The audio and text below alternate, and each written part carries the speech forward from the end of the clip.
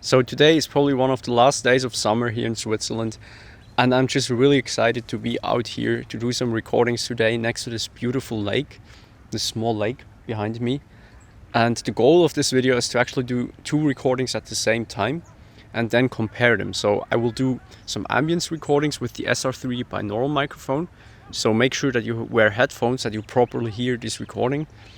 And at the same time, I will also capture some underwater sounds with my self-built hydrophone right here. And I will then switch back and forth and see what the difference is between these two recordings.